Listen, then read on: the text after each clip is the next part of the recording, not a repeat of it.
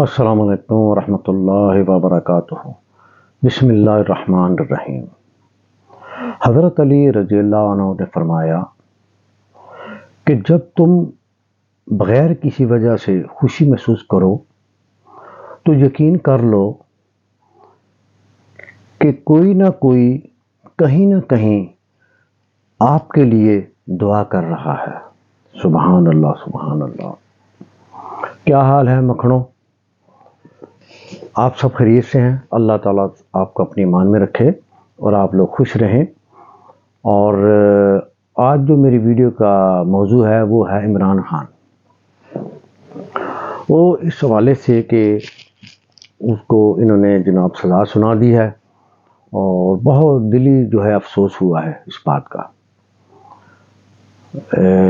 وہ یہ ہے کہ دیکھیں، ایسے لیڈر جو ہیں بہت کم دنیا میں ملتے ہیں اور تاریخ میں بہت کم لیڈر ایسے آتے ہیں۔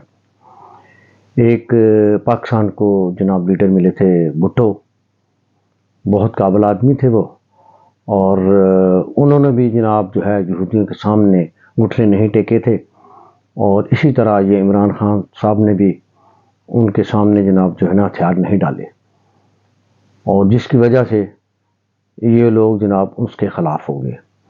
اور پاکستان کی عدلیہ ماشاءاللہ آپ تو جانتے ہی ہیں، کون سی دنیا میں ایسی عدلیہ ہے جو کہ رات کے 12 بجے جناب وہ عدالت لگے اور جو وزیر اعظم ہے اس کو وہ باہر نکال پھینکے۔ ماشاءاللہ بہت اچھی عدلیہ ہے یہ۔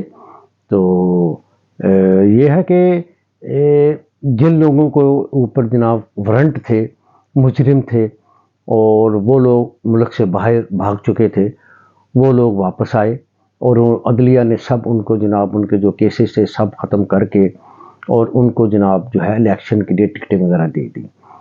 جبکہ پاکستان کے قانون کے مطابق جو مجرم ہے، جو وارنٹ ہیں جس کے، وہ الیکشن میں کھڑا نہیں ہو سکتا۔ کیا کہنے اس عدلیہ کے، کیونکہ وہ جو آدمی کو جس کو انہوں نے اندر کیا اس نے گھٹنے نہیں ٹیکے تھے یہودیوں کے سامنے، اور اس لیے انہوں نے جناب اس کو اندر کر دیا ہے۔ دوسرا یہ میں پڑھ رہا تھا، کسی نے لکھا تھا کہ اس نے لکھا اپنے اس میں نیوز پیپر میں کہ عمران خان کو تو وہ خرید نہ سکے لیکن کوڑا کرکٹ ہی خرید لیا انہوں نے۔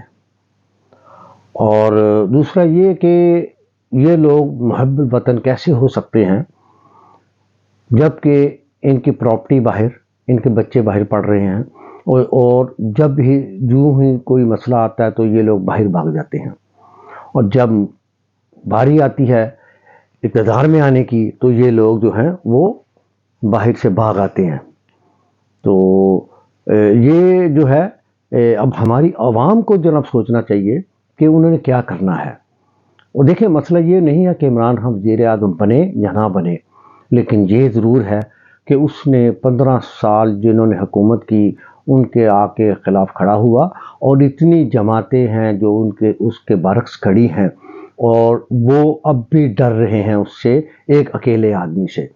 اور وہ اکیلا آدمی وہ ہے جس نے جناب وہاں پہ UN میں جا کے یا اقوام متحدہ میں جا کے جناب وہاں پہ اس نے ان کو کہا، ختم نبوت کے بارے میں کہا، اور ان کو کہا کہ جی ہمارے اسلام کے لیے یا ہمارے رسول صلی اللہ علیہ وسلم کے بارے میں کوئی ایسی بات نہ کی جائے، یہ قانون بنائیں۔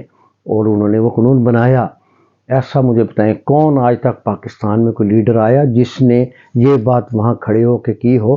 اس میں اتنی ہمت تھی کسی میں اتنی ہمت نہیں تھی آج تک۔ یہ ایک واحد آدمی تھا عمران خان جس نے ہمت کی اور وہاں پہ کھڑے ہو کے ڈٹ کے ان کے ساتھ سامنے بات کی، شیروں کی طرح۔ یہ شیر ہوتے ہیں، وہ گیدڑ شیر نہیں ہیں۔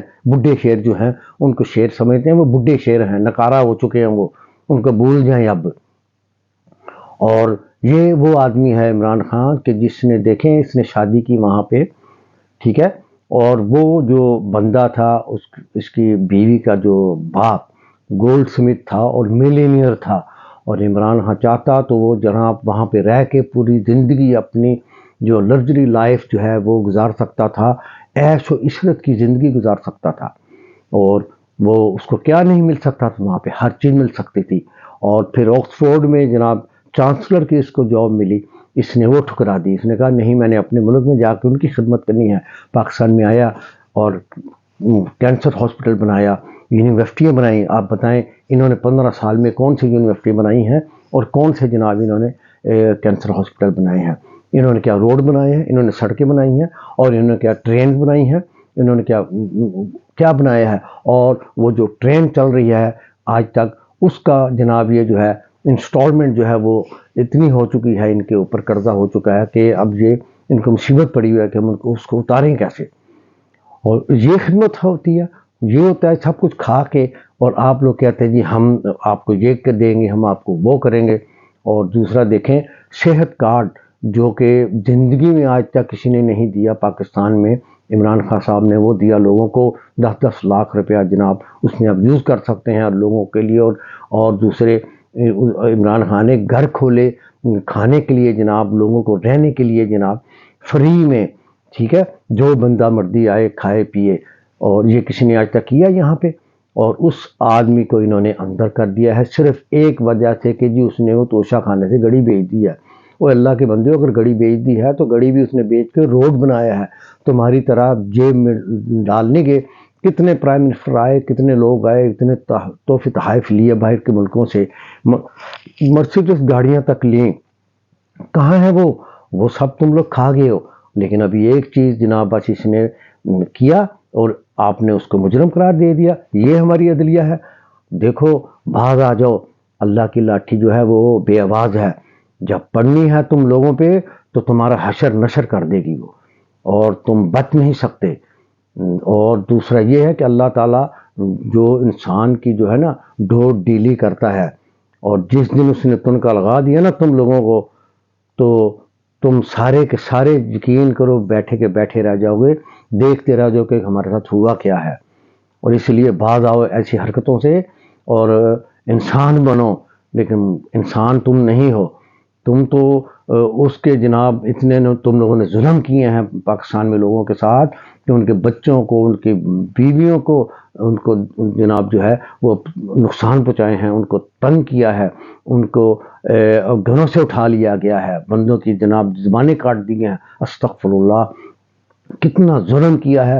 اور ظلم کی انتہا جو ہے نا وہ ایک دن ہوتی ہے، ہر رات کی صبح ہوتی ہے اور ہر صبح کی رات ہوتی ہے، یہ سن لینا اور جان لو یہ بات کہ ایک دن یہ تمہیں اس کا حساب دینا پڑے گا، دنیا میں بھی آخرت میں بھی، اور تم بچو گے نہیں۔ بس میں آپ کو یہ بتاؤں، اقتدار ٹھیک ہے، لے لو اقتدار، اور لیکن تم یہ دیکھ لو کہ ابھی وہ اندر ہے لیکن پوری دنیا اس کے پیچھے ہے، کیونکہ وہ حب الوطن ہے، سادہ آدمی ہے۔ وہ تو روٹی جناب چائے کے ساتھ ڈبو کے کھا لیتا بیچارہ بھگو کے۔